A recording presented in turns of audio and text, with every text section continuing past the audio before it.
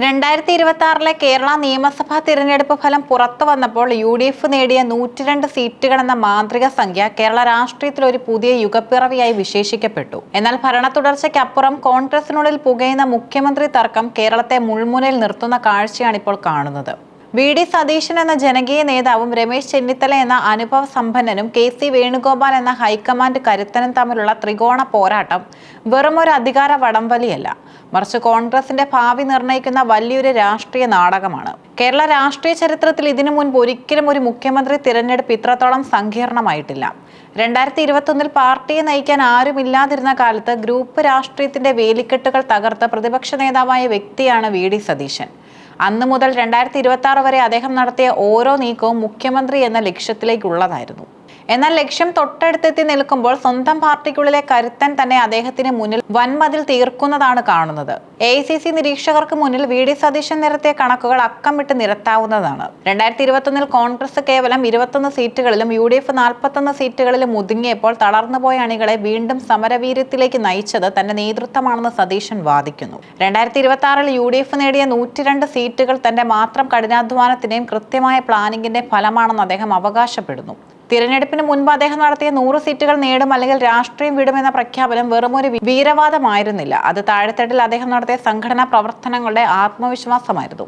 ഇത്തരമൊരു റിസ്ക് ഏറ്റെടുത്ത മറ്റേത് നേതാവാണ് കോൺഗ്രസിലുള്ളതെന്ന ചോദ്യം അദ്ദേഹം ഹൈക്കമാൻഡിന് മുന്നിൽ ഉയർത്തുന്നു. കേരളത്തിലുടനീളം പ്രത്യേകിച്ചും കണ്ണൂർ പോലുള്ള ഇടതുപക്ഷ കോട്ടകളിൽ പോലും സതീശന് വേണ്ടി ഉയർന്ന ഫ്ലെക്സ് ബോർഡുകൾ അദ്ദേഹം നേടിയ ജനപിന്തുണയുടെ തെളിവാണ്. VD സതീശനെ സംബന്ധിച്ചിടത്തോളം ഏറ്റവും വലിയ വെല്ലുവിളി ഘടകകക്ഷികളുടെ നിലപാടാണ്. മുസ്ലിം ലീഗ് നേതാവ് PK കുഞ്ഞാലിക്കുട്ടിയുടെ വാക്കുകൾ സതീശൻ ക്യാമ്പിൽ വൻ അതൃപ്തിയാണ് ഉണ്ടാക്കിയിരിക്കുന്നത്.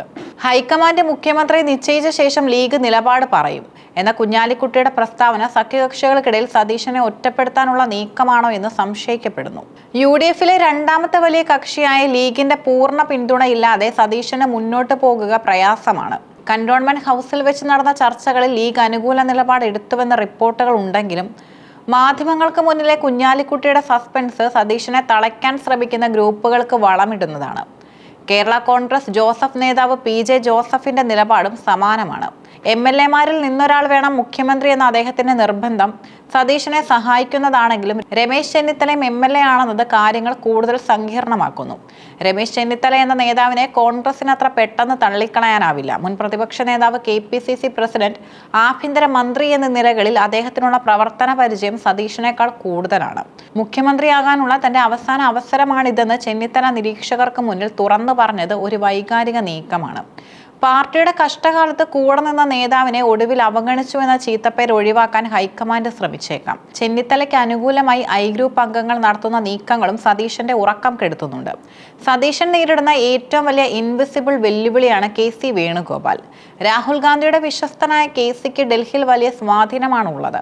അദ്ദേഹം നേരിട്ട് രംഗത്തില്ലെങ്കിലും അദ്ദേഹത്തിന്റെ അനുയായികൾ കേരളത്തിലുടനീളം സതീശനെതിരെ കരുനീക്കങ്ങൾ നടത്തുന്നുമുണ്ട്.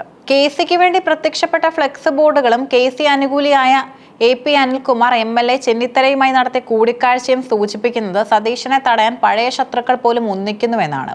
സോഷ്യൽ മീഡിയയിലും തെരുവുകളിലും കോൺഗ്രസ് പ്രവർത്തകർ ചേരിതിരിഞ്ഞ് പോരാടുകയാണിപ്പോൾ. സതീശൻ വരണം, കേരളം നന്നാകണം എന്ന ക്യാമ്പയിൻ ഒരു വശത്ത് നടക്കുമ്പോൾ മറുവശത്ത് അനുഭവ സമ്പത്തുള്ള KC വരണം എന്ന ക്യാമ്പയിനും ശക്തമാണ്. ഒരു കേഡർ പാർട്ടിക്ക് സമാനമായ രീതിയിൽ താഴെത്തട്ടിൽ നിന്നും സതീശന് ലഭിക്കുന്ന പിന്തുണയാണ് അദ്ദേഹത്തിന്റെ ഏറ്റവും വലിയ കരുത്ത്. യുവജനങ്ങളും വിദ്യാർത്ഥി സംഘടനകളും സതീശനെ പുതിയ കാലത്തിന്റെ നേതാവായി കാണുന്നു. ഈ ജനവികാരം തള്ളിക്കളഞ്ഞുകൊണ്ട് ചെന്നിത്തലയോ KCയോ മുഖ്യമന്ത്രിയാക്കിയാൽ അത് പാർട്ടിക്കുള്ളിൽ വലിയ പൊട്ടിത്തെറിക്കും കാരണമാകും. തിരഞ്ഞെടുപ്പ് പ്രചാരണ വേളയിൽ UDF മുന്നോട്ട് വെച്ച ഇന്ദിരാ ഗ്യാരണ്ടി പദ്ധതികൾ ജനങ്ങളിലേക്ക് എത്തിച്ചത് സതീശന്റെ നേതൃത്വത്തിലാണ്. സൗജന്യ യാത്ര, ക്ഷേമ പെൻഷൻ വർധനവ്, പലിശരഹിത വായ്പ തുടങ്ങിയ വാഗ്ദാനങ്ങൾ വിശ്വസിച്ചാണ് ജനങ്ങൾ വോട്ട് ചെയ്തത്. ഈ പദ്ധതികൾ നടപ്പിലാക്കാൻ സതീശനെ പോലെ ദീർഘവീക്ഷണമുള്ള ഒരു ഭരണാധികാരി വേണമെന്ന് വലിയൊരു വിഭാഗം ജനങ്ങൾ ആഗ്രഹിക്കുന്നു. ജനങ്ങൾക്കിടയിൽ നൽകിയ ഉറപ്പുകൾ പാലിക്കാനുള്ള ധാർമ്മിക ബാധ്യസ്ഥത തനിക്കാണെന്ന് സതീശൻ ഹൈക്കമാൻഡിനെ ബോധ്യപ്പെടുത്തിയിട്ടുമുണ്ട്. AICC നിരീക്ഷകർക്ക് മുന്നിൽ ഇപ്പോൾ വലിയൊരു സമസ്യയാണുള്ളത്. MLA-മാരുടെ എണ്ണം എടുത്താൽ സതീശന് മുൻതൂക്കമുണ്ട്. എന്നാൽ മുതിർന്ന നേതാക്കളുടെ അതൃപ്തി പരിഗണിക്കാതിരിക്കാൻ അവർക്ക് കഴിയുകയുമില്ല. അന്തിമ തീരുമാനം രാഹുൽ ഗാന്ധിക്ക് വിട്ടത് തന്നെ ഈ പ്രതിസന്ധിയുടെ ആഴം വ്യക്തമാക്കുന്നു. സതീശനെ മുഖ്യമന്ത്രിയാക്കിയാൽ ചെന്നിത്തലയെ എങ്ങനെ തൃപ്തിപ്പെടുത്തും? KCയുടെ ഡൽഹിയിലെ സ്ഥാനം കേരളത്തിലെ ഭരണത്തെ ബാധിക്കുമോ? ഈ ചോദ്യങ്ങൾക്കുള്ള ഉത്തരം തേടുകയാണ് ഹൈക്കമാൻഡ് ഇപ്പോൾ. എല്ലാ വെല്ലുവിളികളും പ്രതിസന്ധികളും നിലനിൽക്കുമ്പോഴും വി.ഡി. സതീശൻ എന്ന നേതാവ് തളരുന്നില്ല. പാർട്ടിക്കുള്ളിലെ പടലപ്പിണക്കങ്ങളും ഘടകകക്ഷികളുടെ ഇരട്ടത്താപ്പും മറികടന്ന് അദ്ദേഹം കേരളത്തിന്റെ മുഖ്യമന്ത്രി പദത്തിലേക്ക് നടന്നു കയറുകയാണ്.